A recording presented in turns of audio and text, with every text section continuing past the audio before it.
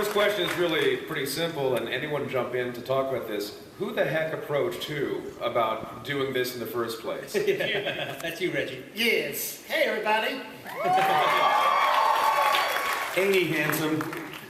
We are, I can't tell you how happy we are to be here. We're so glad you're here. We're so appreciative of your enthusiasm. And guys, the person to thank is sitting right there, Mr. Nick Barucci. Thank you, Nick. Nick and I have been friends for a long time. So as Django was about to come out, and it hadn't even premiered yet, Nick called me and said, Reggie, I got an idea. Django meets Zorro. That's all he needed to say. So I said, hold on. Let me call Quentin. So Quentin and I are at dinner. I said, Quentin, here's an idea. What do you think? Django meets Zorro. And Quentin said, I love the idea. I mean, one of the things about it that I liked so much was the fact that not only do I like Western comics in general, grew up reading Western comics, is I've also really loved Zorro and all the different incarnations of Zorro, whether it be the Guy Madison, Guy Williams, a Disney show, whether it be the William Whitney Zorro's Fighting Legion, whether it be all the different movies of it.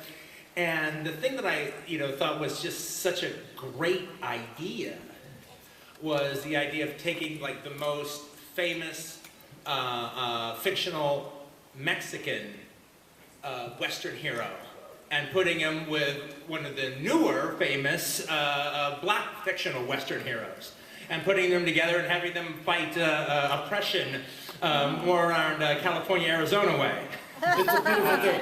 Or as Quentin said, when I threw the idea at him, he said, they both had O at the end of their names. Yeah. I said, yes. And he said, black and brown fight together. One of the many, many things I love about Quentin is that I don't have to hide my political agenda because it's the same as his. Yeah, right. So he was excited for the same reason I was, that this was the coolest idea ever. So I called Nick, I said, let's do this. Now, Nick then provided us with the vast array of the great Dynamite library. And Quentin plunged in. And he really loved Matt Wagner's work on Zorro, which who doesn't? Yeah. He's an extraordinary writer, thriller, an amazing body of work. No, I think if they were to literally just take Matt's books the way they are just right now and just did it as a TV series, it would be the best Zorro TV series ever made. Oh, it's awesome. Anybody? Quentin, Reggie, shall I take it to the rights holders? You guys want to produce it? Let's chat.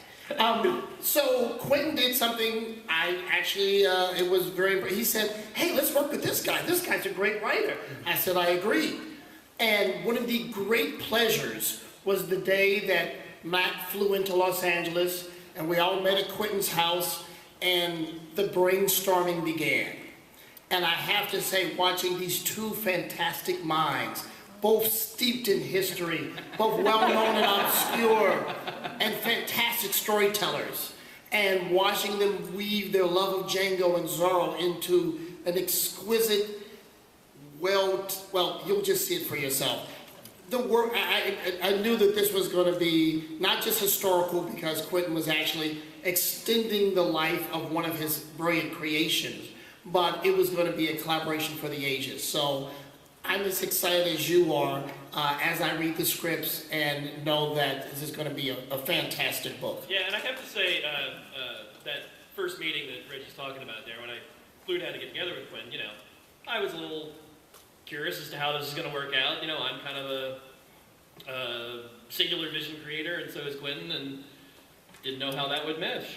Quentin might be an asshole. I might be an asshole. You don't know. Yeah. And it turned out, it just felt like we've kind of known each other for years. Oh no, absolutely. We're about the same age, we have the same Yeah. points of reference, we love the same stuff, and it was just kind of like, boom, let's roll. Well, it's actually one of the things that was actually really interesting about it was, I'm looking at, first, I was like, well, we'll take care of Django when we get to it. This has got to work as a Zorro book. Yeah. You know, as the next extension of the Zorro book. And you're going to be those are your Bibles. All right, so I'm looking to him as the Zorro expert. However, I have seen a lot of the different Zorro or Zorro-ish type of movies and serials over the course of the years. And then, and just when I heard about the idea of Zorro Django, I started rewatching some of them and trying to brainstorm.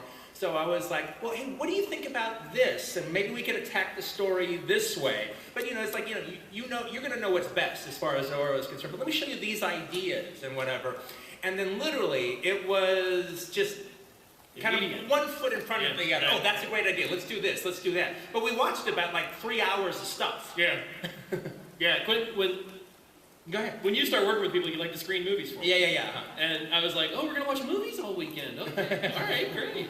And so we watched a bunch of great movies and kicked around a bunch of great ideas, and everything just started to flow. Just ideas were pop. I said to you, there was a lot of, yes, I love that, flying back and forth across the table. And the thing with Django is, if I don't know if I'll ever do a movie sequel to it, but if I did, it would kind of, it would have to be connected to something to the first movie in kind of an epic kind of way. But I always did love the idea of there being, and me and Reggie talked about it, there being like Django paperbacks. Just like the further adventures of Like Max Brand books. Yeah, exactly, yeah. And, or Splinter in a Mind's Eye or something. It's just their own little adventure. But when we actually went to talk to people about doing them, I could never just let go. I couldn't just let go and let some guy do it, and I'd read their synopsis and I'd go, oh, you're effing up the mythology. That's not what Django would do, and Schultz actually really doesn't feel that way. So I did want to do something like that, but I knew I just couldn't quite let it go. And this was the perfect opportunity to me. And also I was so happy with the way the Django Unchained comic book came out that I was like, no, I think this is the way to follow the story.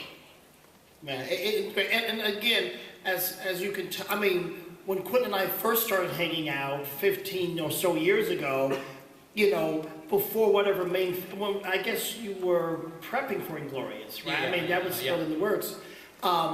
We watched Zorro shorts before the main features, so.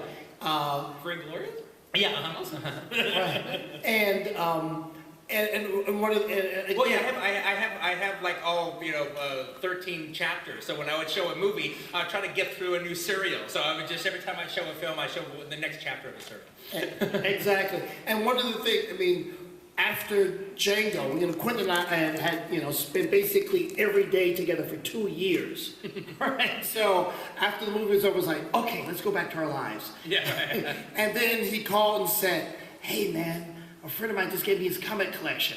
So we went over and we just had all these great long boxes, and we just read comics for an afternoon. Right, yeah, exactly. It was exquisite. So it just got us back in the comic book head. Yeah, well, in fact, the first time I was there, it was a year ago, just post San Diego. Quentin had just been to San Diego, and you had bought up stacks and stacks of the Marvel black and white mags from the 70s. Yeah, so, yeah. like, Dracula Lives, Tales of the Zombie, Savage Sword of Conan, Deadly Hands of Kung Fu. And that's my era, too. And you have to remember, those of you a little too young, those magazines were put out at the time to escape the comics code. And they weren't racked with regular comics. So they were always on the upper magazine racks in the magazine stores. And so as a 13-year-old, they felt really dangerous and illicit. And you'd go over and you'd like take one and you'd put it on your shoulder to see if anybody was watching. And so we geeked out over those for just an hour probably. Well, as we got together, I had just completely reconnected with my love of 70s era comics, and started following some characters that I didn't read when I was younger. But I fell in love with Morbius the Living Vampire. Read everything, and I fell in love with Tigra the Werewolf. Tigra, yeah. Love Tigra the Werewolf. All right, I'm plowing through West Coast Avengers right now to finish her arc. So I was all involved with all of that, and it was just the perfect time to go over and brainstorm the story. Yeah. So for my second question, Are we that far ahead already? So, I mean, we talked a little bit about this. Zoro has met other people in the Dynamite universe. He's a version of him is with the Shadow. He had a team up with the Lone Ranger. How is this team up going to be different for what we've seen with Zoro team up so far? And also, how do you blend the atmospheres of the two characters? Or was that even a challenge? That's not a challenge because they both fight oppression. They both are opposed to oppression. They both face it in different fashions, but oppression's the big deal for both of them. Right. Certainly, Django's approach to it is a little more personal, a little more deadly. Zoro's is a little more. He doesn't blow up people quite as often. Right. Zoro's is a little more. Sure. Yeah, why don't you go? Well, no. Well, okay. When I The biggest difference between this team up and the other team ups is when I first went down, I thought, okay, well, Django takes place 4 years before the Civil War. Yeah. Movie. So we're Civil War era, and of course Zorro's in his prime around 1915, 1912. And I thought, well, we're going to have a legacy Zorro. We're going to have a new Zorro. And so I went down with some ideas about how we would affect that, and Quentin just shot that right down. He's like, no, I want Zorro to be old. I want to have old Zorro. And so we very much have a kind of, Luke and Obi-Wan sort of relationship. I was very much like, no, he's got to be your Zorro. Yeah, we can't make gotta be Diego. Zorro up. Right. Because Diego Everything is that happened had to happen, in our world. Yeah. And immediately that just all of a sudden worked for me. We figured out, for instance, one of the things Quentin brought up was that after years and years and years of posing as the kind of foppish Don Diego de la Vega, he kind of has become Don Diego de la Vega. So where that's become his reality. He's a little fastidious, he's a little old, he likes his cucumber sandwiches and everything neat and tidy. He's very committed to tea time. Yep. And that just his prairie perfume. Yes. And that just that provides a terrific new aspect to Zorro's character, some great opportunity for comedy in the midst of drama, and yet he's still the firm badass fighting for justice. Zorro. Yeah, don't get us wrong. He puts on his costume and kicks ass. Yes. He's not. Zorro's cry is justice for all, and that is where he goes and why he does what he does. So we also have a little bit of artwork here. Should we show people? Yeah. Sure. I'm pretty excited by this. So, These are we're doing some variant covers. These are the first two covers we've gotten in. So this is by Francesco Francavilla, who y'all probably know. He drew the first and third run on Zorro that I did. And next is Jay Lee. how sweet is that?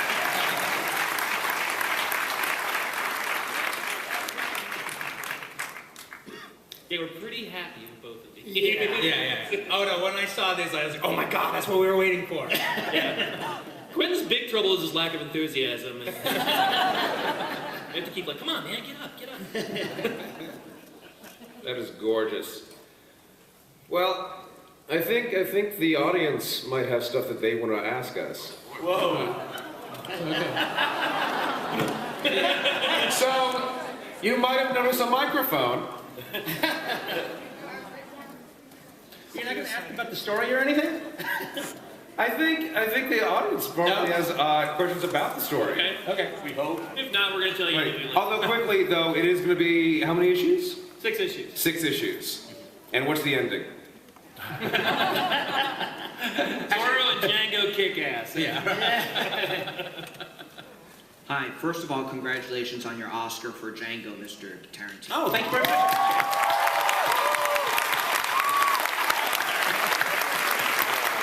Thanks, everybody. And I'm Jewish, so I loved Inglourious Basterds. All right. My question is, what did Jamie Foxx think about his character and your character, of course, of this Django and Zorro meetup? Oh, I just actually I bumped into him just about a couple months ago, and I just mentioned it to him, and he thought it was a fantastic idea. He didn't tell me this. Yeah. He was just like can we make a movie of this? Yes. I'm there, man. Let's get Antonio. Let's make a movie.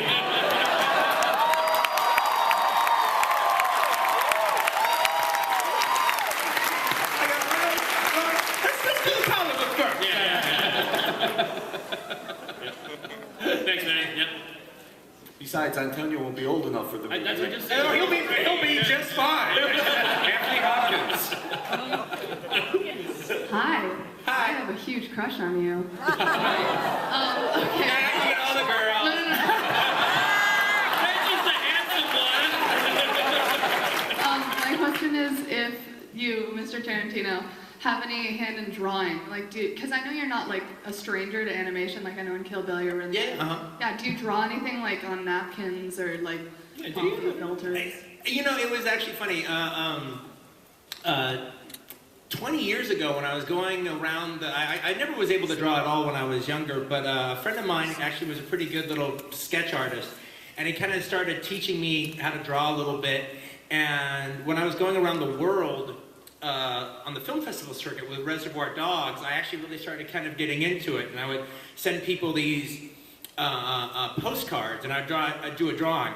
Basically, the only thing I can do is I can do a caricature of myself. And so, Because the mirror's always there. yeah, so from time to time, I kind of figured out how to do it. And so from time to time, I don't draw myself with keen eyes, though, all right? But I would, from time to time, I'll do it on an autograph or something. But like during that trip, I would always, if I would be in England, it was like, me dressed as a Bobby, all right? Me on a double-decker bus. Or if I was in Scotland, it would be like me in a kilt riding Nessie. But oddly enough, it all kind of went away. I had a big burst of it, and then it just kind of Got went it out of away. your system. Yeah, I can still kind of do that one little caricature, but for that year I was doing it, but then when I stopped doing it, it kind of just evaporated. Yeah. It's like a musical instrument. If you don't do it every day, Yeah. Thank you. it'll blow. Thanks, honey. Hey guys, Hey. my question's for Quentin, obviously. Oh,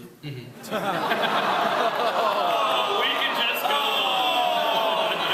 on. Make everybody else feel bad. I'm gonna have to ask everyone a question now. Right.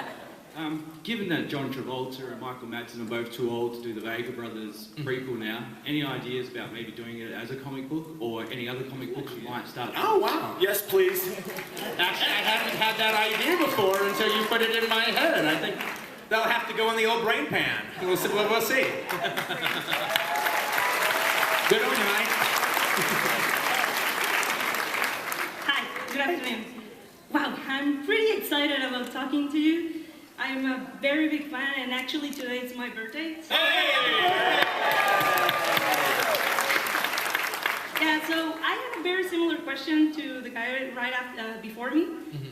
Since you're now getting into this comic business and you have a lot of material with a lot of characters, with a lot of backstories that we don't know much about, only you in your head, you know all the stories of all of them. I was wondering if you are going to say something about Dr. King Schultz, for example. Oh, excellent. Yeah. I wouldn't be too surprised if, in a flashbacky kind of form, Dr. Schultz doesn't make an appearance in Django Unchained.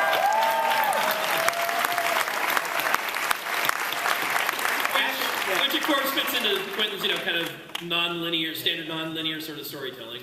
And actually, what's going on with that actually is I wrote this one scene that I really, really liked for the film, but I didn't even ever put it in the finished script because the script was already too long as it was. But I always liked it. It was just like, you know how you show Schultz's modus operandi, how he comes into town and turns up everything and then kind of always talks his way out. Well, I had one more of those that I really liked, but we didn't need it. But I always liked the scene. And so when I was talking to Matt, I go, why don't we just take this whole scene, just the way I wrote it, just kind of stick it in as a flashback? And he was like, oh, that's great. Yeah, it's terrific too. It's great. Yeah.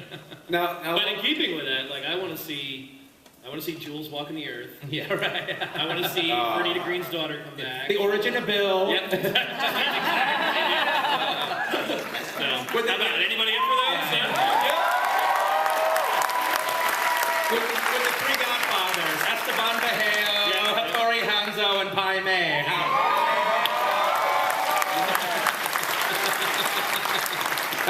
those lines, I mean, we've been talking about this as a sequel. Is this a sequel that takes place like a week later, or No, it takes place. No, it takes place. They're both older. Yeah. Right.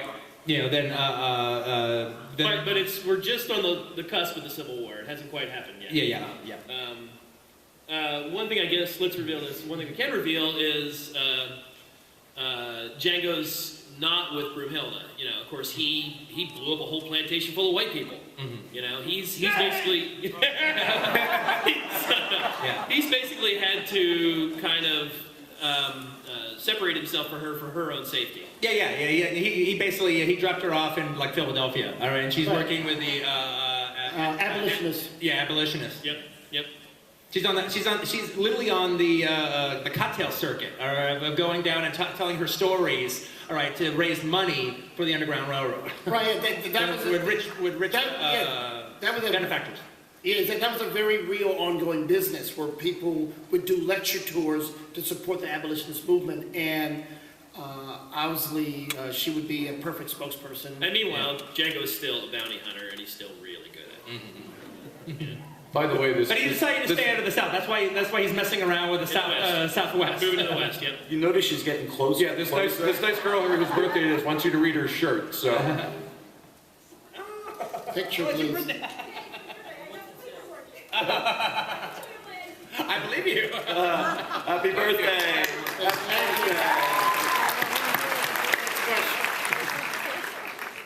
go ahead. Hi, my question is for Quentin. I just wanted to ask you, you've done like a wide variety of different movies, all that have a little bit of dark humor to them. What would you say your favorite scene is out of all your movies, if you had to pick one? It's like picking your favorite kid. You can't. Oh wow. I actually think the two best scenes I ever wrote is the Hans Landa and the French farmer scene. Of Glorious Bastards. And the first script I ever wrote, True Romance, the whole Sicilian speech. Christopher Walken and Dennis Hopper. Funny how both of those are just two guys sitting talking, fraught with tension. Well, it was funny because it's like, I liked all the stuff I'd done after that, but that was my first script. And I knew I had never topped that scene, just as a scene was concerned. I go, well, that's definitely the one to beat, and I've come close, but I haven't topped it. And when I wrote the scene in Glorious Bastards, I go, I think I finally matched it. Yeah. And you're lucky to have Christoph to he pulled it off. nail it, yeah. But the thing is, though, is I ended up writing that scene, and then couldn't figure out the rest of the story, so I had to put the script away. But I always knew I would eventually finish it at some point because that scene was too good not to make. Right. And the joy of being a friend of Quentin's is to, I remember when you were working on Inglourious Basterds and he invited me by the house and he pulls out this spiral notebook and he starts, reading and acting out the scenes. And you were Hitler. I remember driving home and I go, and you have this incredible monologue with the Sam Jackson character, which is not in the final film. Yeah. You gave this speech, which was a Malcolm X meets Martin Luther King speech that just rocked me to my core. I remember driving home going, Quentin Tarantino is the best black writer in Hollywood.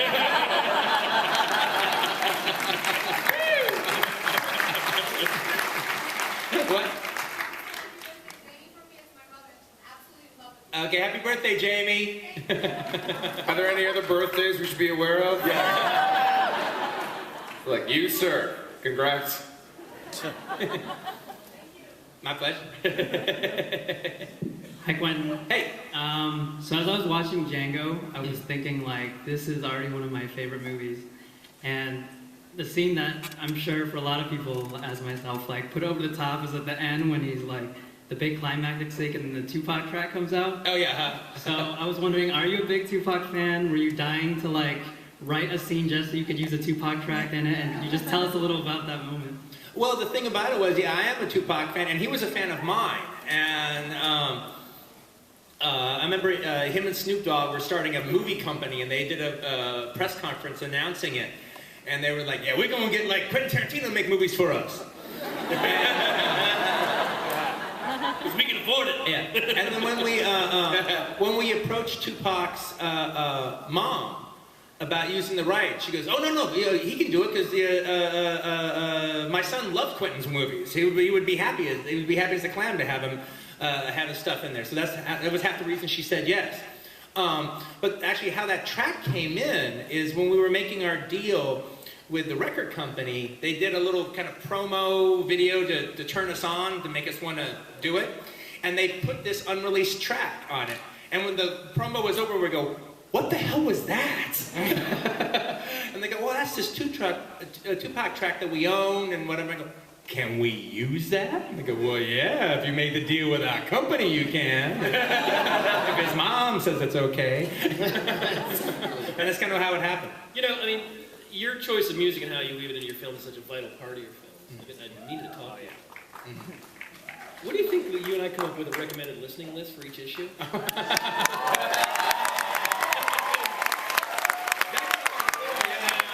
release it via Facebook or announce. Yeah.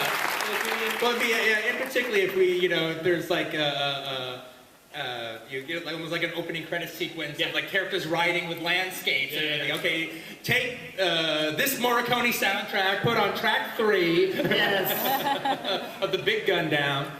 So you guys like that idea?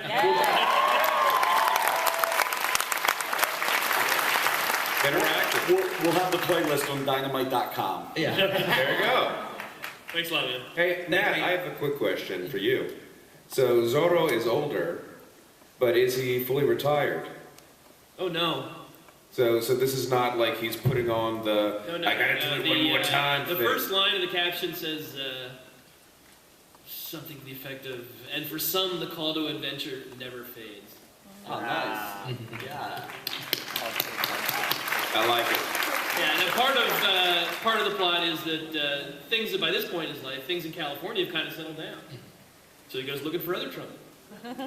He finds it. And it's not just Zorro, it's Bernardo too. Yeah, right, Bernardo. The vital part of Zorro is his relationship with Bernardo, his Alfred. In our narrative, they grew up together. For anybody that hasn't read the origin story we did, Zorro is son of a Spanish nobleman, but also a Native American woman. So he's half. He's mestizo, mixed blood. And and his grandmother's a shaman, and when they come of age, even though the father doesn't want it, he wants them to be raised as a proper caballero, the mother and grandmother send them out on their spirit quest. And when they're out, they separate, and Bernardo ends up finding the colt as his spirit guide that ultimately becomes Tornado, Zorro's horse. And Zorro, Diego eventually comes staggering back to camp after days and days and days, and just feels like he's failed his spirit quest, because he eventually gets bit by a rattlesnake, and he got lost, and he never really found what he thought was. And it turned out this little fox came to visit him every night by his campfire, and eventually led him back. And for anybody that doesn't know Spanish, Zorro means the fox. And so his grandmother says to him, no, that little fox was your totem. You must learn its ways. The moon will be your mother, the cave will be your home. You will disguise yourself in the night as you hunt what can't be found. And so Bernardo and Diego are intricately linked, and that continues through the storyline as well. Yeah, if you haven't checked it out, pick up the Zorro trade. Seriously. Matt, would you ever thought when you reached out to say, I want to do a Zorro cover, I heard you guys got the rights, and Joe said, no, Matt, you want to write Zorro? Yeah, I really called just to do the cover art. I was like, let me do the covers for that. And they said, what about writing it too? Yeah, I think that's a good idea. Yes, sir. How you guys doing? Oh, good. The comic looks awesome. I'm very excited reading the finished product. It looks great. Quentin, one of the first departures that I've seen for you into non-traditional film is the awesome Japanese animation sequence in the first Kill Bill. It's great. I know that you've said that there's an extended sequence of that and that there's a ton of other footage. I know you've been asked this before, but when can we expect to see the whole bloody affair?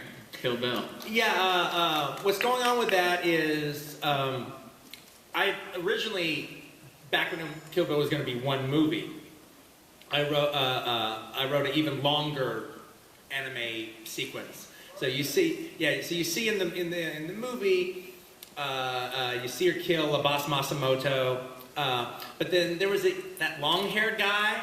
Yeah. Well, the big sequence was her fight with that guy, and Production IG, who did it, they also did Blood the Last Vampire and Ghost in the Shell, said, look, we can't do that and finish that in time for your thing, and you can't have a 30-minute piece in your movie. I go, oh, okay. So that was my favorite part, but it also because it was the most elaborate and whatever. It was the one I was the most detailed on. But yeah, it's the one you could drop. So we dropped it, and then later when Production IG heard that we were talking about doing Kill Bill: The Whole Bloody Affair, they still had the script. So without even being commissioned to do it, they just did it. No, awesome. They just did it. They go, look, we're just going to do it, and we'll pay for it ourselves, and it's going to be so great that you're going to have to use it. And we kind of know what it wants, and because it was literally written down shot for shot for shot for shot for shot. And so they did it, and it's really, really terrific. And so anyway, the Weinstein Company and myself, we're talking about actually coming out with it maybe sometime in the next, not before the year's out, but sometime in the next year. They're talking about it, and then maybe even having limited theatrical engagements of it.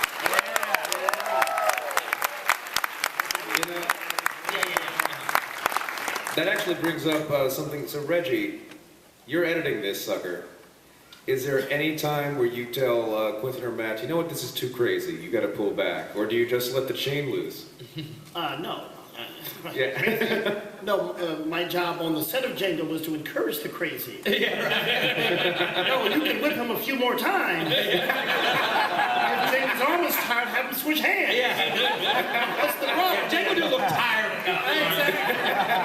No. There's still some skin on the Bro Brothers' ass. Right, exactly. Because that fire's getting low. Here's some kerosene. No.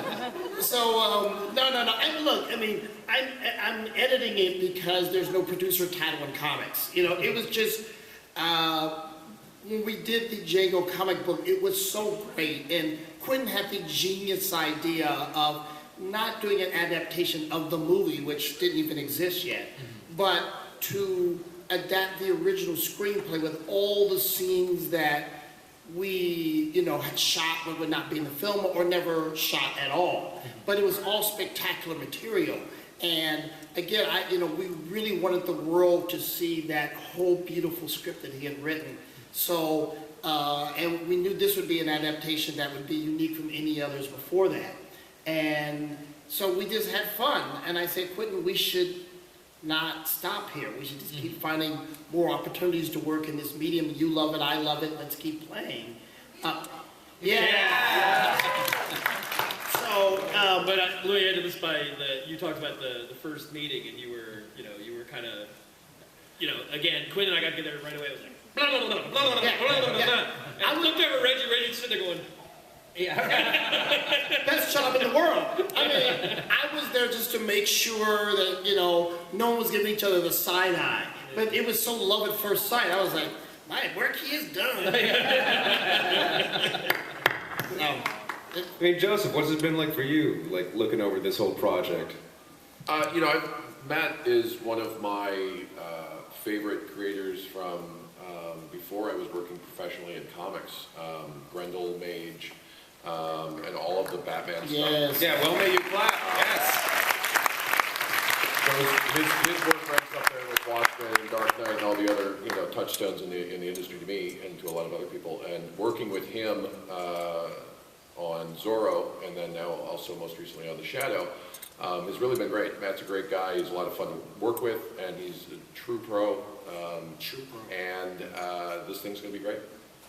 Fantastic. It comes out in November, right? November, 6 issues. All right, sir.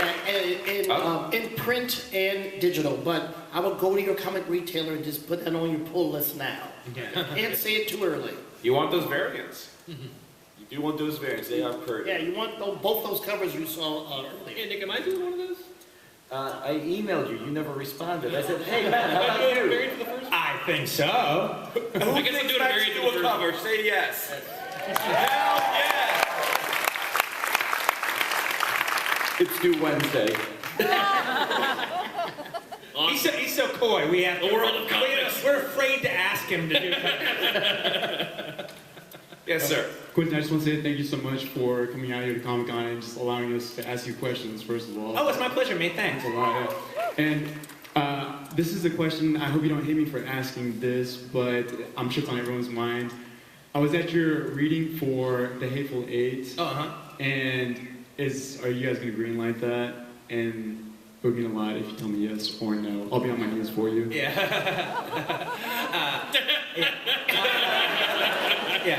He seems passionate. Yes, we are going to be doing The Hateful Eight.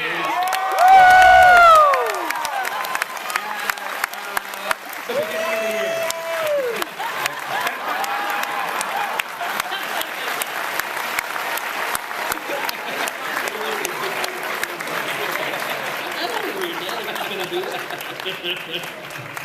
Take All for you, buddy. I wasn't going to, but I kind of just decided right now.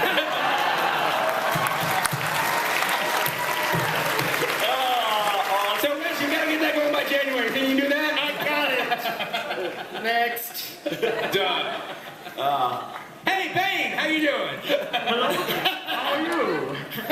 Oh, God. Hi, guys. Thank you so much for being here. My question is for Quentin, as an aspiring. I just completed production on a feature film we shot for 2 years, and we're now in the editing process. And my question is for you, when you were first finishing up with your first independent feature films, did you have any advice or experience you'd like to share about once it's done editing and when you're in that process of it? Well, what I would suggest for anybody who does an independent feature is first things first, try to get it on the film festival circuit. That's one of the most important things. That makes you legit. Enter it in different film festivals. There's festivals all over America, all around the world. Enter it into them, and then if you can, literally go to all those different festivals and just kind of see how the film plays with audiences, get to know the other filmmakers that are on the same circuit with you, the other different movies, and that's how I built my career. I was even talking to my agent the other day that went all around the world with Reservoir Dogs. I'd hardly been anywhere, barely left Los Angeles County. I mean, I had, but not that much. And then all of a sudden I was going to different continents, all in the course of 1 year, and a friend of mine said, hey, this movie's going to be your passport to the world, and it was.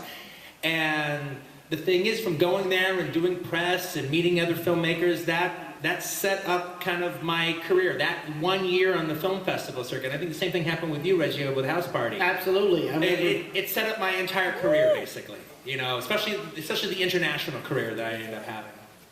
So that would be my advice, man. Start entering it into film. When you get it finished, enter it into film festivals, and just go.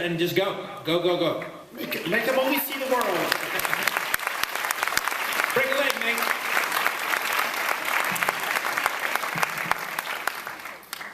Hi. Hey. So my question was, are we ever going to see a sci-fi or fantasy film written and directed by Quentin Tarantino?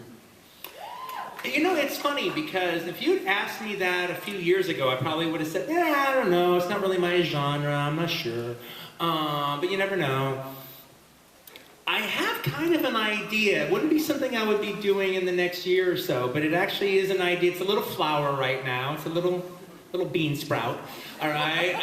But those bean sprouts tend to turn into bean stalks.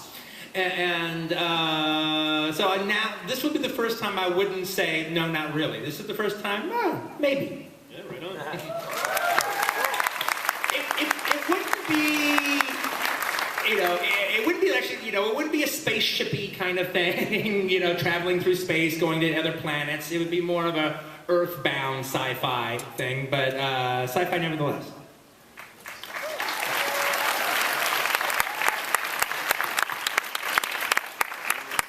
Hi, Mr. Tarantino. How you doing? Hey. My question is, originally you were going to do a Hateful Eight graphic novel. I was wondering if, I know that as you announced the movie's going to be made, are you also going to plan on doing a graphic novel alongside with it, or has that been shut down? It wasn't so much a graphic novel. It was more like I was actually thinking of just publishing the script, basically. And either publishing the script or turning it into a novel itself. It wasn't going to be a graphic novel per se. I don't really think The Hateful Eight actually works itself. The Hateful Eight is kind of just perfect to do as a movie and then to basically rewrite it as a play. I mean, I could actually see it being in the Samuel French collection of plays and people just putting it on, and I kind of have to restructure it the way it is now, but I've even kind of figured out how to do that. So I think that will probably be The Hateful Eight's other life, would be as a theatrical production.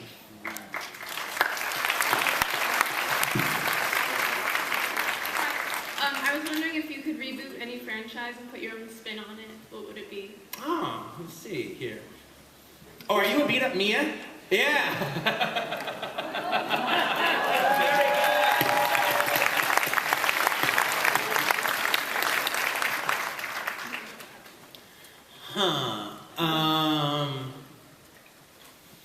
I have to say that a series of movies that I'd like to kind of put my spin on, in particular, would be Invasion of the Body Snatchers. There's been a lot of remakes of it and everything, but I've got an idea that I think I'd kind of like to do, and I'd actually kind of, for the first time, like to take the point of view of the pod people. I actually don't think they're so bad. I actually want to take it from the pod people's perspective, and actually where you're actually rooting for the pod people.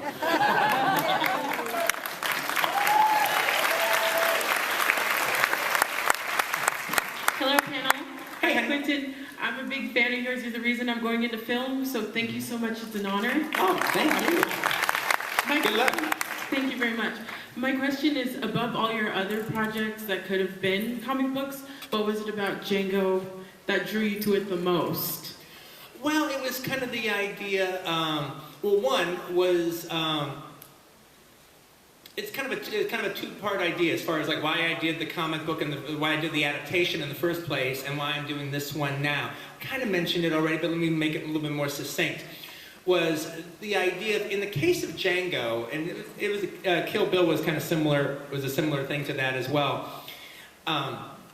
Most people, when they write scripts, they write these basically blueprints that are their blueprints that they're going to use to make the movie. In the case of both Django and Kill Bill, I just wrote big effing novels that I proceeded to adapt to a movie every single day on the set. I wouldn't recommend that to anybody. I mean, a little bit old before my time. But it's an invigorating way to work, to say the least. Django's also your most straight-up heroic film. Yeah, no, it absolutely is. I mean, that was one of the reasons I didn't want to monkey around with any of the structure or anything like that, because that hero's journey was kind of important. If anyone ever actually read the script for Django, because it was out there online and everything, there was that whole big chapter that was Broomhilda's chapter. Well, I wrote that kind of knowing I would never shoot it, because it would break up the Django story. But I just liked it, and I wanted to know what happened. And I actually feel my scripts are meant to be read, and movies are meant to be seen, and they're not necessarily similar. But the thing about it was, as opposed to Kill Bill, which we did 2 movies, we're kind of able to use pretty much all the material. In the case of Django, that went through that process, and it was great, but then a lot was thrown away, as far as the movie was concerned. So the graphic novel adaptation was a way to literally use everything in the script, and even things that changed, because I took stuff out and that would change the story. But in the graphic novel, it doesn't, and it's just a full-on thing.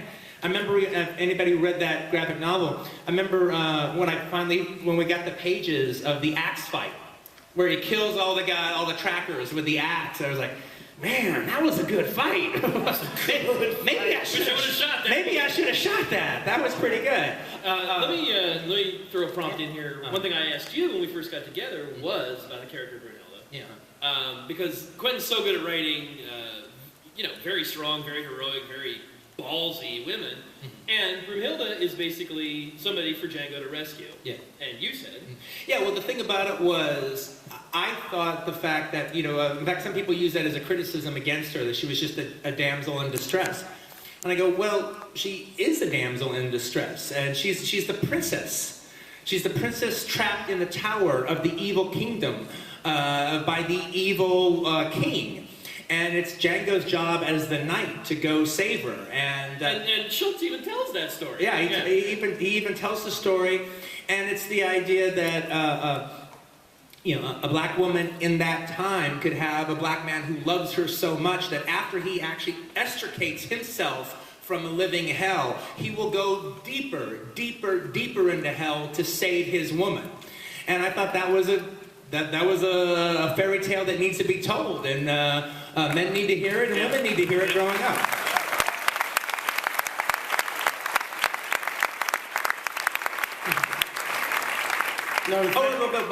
But the thing is, why I'm doing this one though is, like I said, I don't really want to do a whole series of Django movies, but the idea of Django was going to have many, many different adventures. And I couldn't quite let it go enough to do a bunch of paperbacks by having other people do them, but I did like that idea. And this offered me a chance to keep control of the mythology and the story, but actually really tell a different story, a different adventure. Yep. So could there be a follow-up, team-up miniseries after this, if this is rocking it out? Well, I have to say, one of the things that we were talking about that I got a big kick out of is one of the things that Dynamite does with these characters that they've been putting under their stable. One of the neat benefits of it is now all these characters in the Dynamite universe all exist in the same universe. And so it just hit me just a few weeks ago. I go, wait a minute, so Django and Tonto actually exist in the same universe? They could share some stories. Yeah. So I could be down with a Django Tonto. That just sounds like an awesome band. Yeah. Jam on it. Yeah, I've been in line this whole time. I think you might have just asked the question I was going to ask. Oh, I'm sorry, dude. I love Lone Ranger. It's my favorite title that I'm reading right now. And if there were to be a Lone Ranger Django crossover in the future, how do you see those characters interacting? Would it be like a Django versus Lone Ranger, like No, Batman he's with versus Tonto, Superman? obviously. Yeah, I actually would, and I like Lone Ranger, don't get me wrong. But I think there could be something really kind of cool about Tonto having his own adventure. I haven't thought 2 seconds about it other than wouldn't it be cool. That's as far as I've gotten. But theoretically, I do like the idea of Tonto just being on his own in some adventure and him and Django bump into each other. Back in the old days when Gold Key Comics published Lone Ranger, they also had a Tonto title. It was just Tonto's solo adventures. They also had a Silver title. Oh, yeah. Like the Horse's Adventures. Oh, yeah, well, Gold Key would do that. Like, Trigger had his own comic. Yeah. Along with and Roy Rod. Yeah. Silver and Tornado. The Alex Hawk one? Yes. Yeah. Mm-hmm. Thanks, man. I just want to say thank you everyone for coming, especially Camp Quentin. Oh, thanks, mate. So my question for you is, since you're amazing at putting minorities on the spotlight, and there hasn't been an Asian American lead in a long time, would you be open to rebooting some sort of Bruce Lee reboot, like a Game of Death, or putting it on Django, Zorro, Chen Zhen from Chinese Connection? Yeah, Chen Zhen would be a good. He's a good character, mate. He's a good character. I don't have any plans on doing anything like that, but I could see it. I mean, frankly, the team up that would exist, that would be awesome, would be Django and Kwai Chang Caine. I mean, that would be the awesome one. All right? I mean, it's the same setting, it's the same era. Yeah, Call Warner's on Monday. You know, speaking of shared universes, Dynamite also has Shaft now. Yeah, so it's like, you've got Django and Broomhilda's great grandson. I think it works. So that's kind of that's the second sequel to some degree. Kicking ass for 6 generations. Now, I'm expecting at some point, in your Shaft comic book, to them to talk about, great grandmother Broomhilda. Reggie will make it happen. She was bad. You didn't mess with her. Yeah, we were talking about, when exactly did they drop the Vaughn from the name? And we were talking there a little bit earlier about Broomhilda being this princess to be rescued. I will point out, in the very final shot of the film, silhouette, they're riding away in the blazing plantation, and you see her pull out her rifle and prop it up on her shoulder. So she's not completely just a helpless princess. Oh, yeah. She was, well, yeah, no. I even noticed that the second time I saw it. I was like, oh, that's... Well, she's not helpless at all. I mean, when we find her again, she's in the hot box for trying to escape. She tried. The whole kind of thing is like what happened. The story at the end of Django Unchained is hardly over. All right?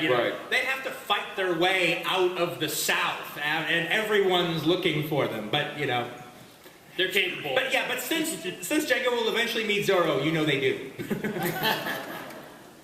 Yes, Quentin. I was wondering if you were ever interested in doing a movie that wasn't R-rated, a little less gory, more lighthearted, and more calm. Yes. Fuck no.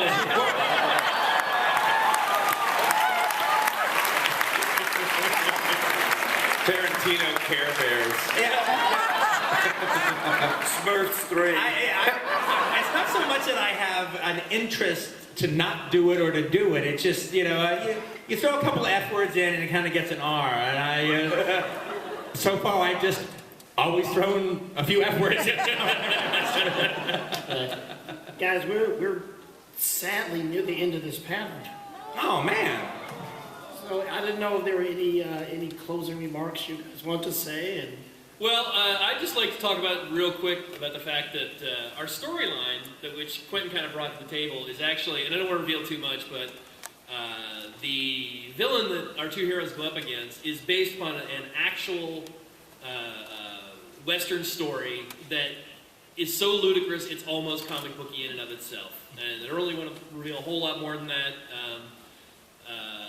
Do you want to add anything? Yeah. It was really interesting because when Matt showed up, I go, well, look, he knows his Zorro universe forever. I wanted to bring something to the table other than just the character. So I kind of thought about, well, what could be a good storyline without having to try to go through everything? What could be a good setup? What could be a good villain? And then I had an idea for an opening scene. All right, and I was hoping that he would like it, and then one foot could fall in front of the other. And I remembered... and that, too, was us sitting there going, and then blankety blank, and then blankety blank. And there's this... one of my favorite writer-directors is the director Sam Fuller. And he's terrific. Yeah, Sam. There's a good documentary called the movie camera, the rifle, and the typewriter. It's really good. If you guys like Sam Fuller, check it out. Anyway, he did a movie that's based on a true story called The Baron of Arizona, about a guy who, Vincent Price played him in the movie, and it's about a guy who tried to swindle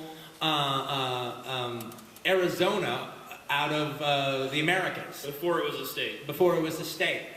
And so without really kind of going too much further on it, I thought that was a really neat idea for a story. So one of the things that we did is we watched The Baron of Arizona. And you see the whole thing laid out. I mean, it's a magnificent con what he came up with. I mean, it's genius. And so we watched the film and then just started web spinning on how that could work out, how he could work out as the villain, and how Django and Zorro could be involved in this. And Zorro figures out that there's something up with this because the guy's very cruel and evil, and so that's how the investigation ends up starting out.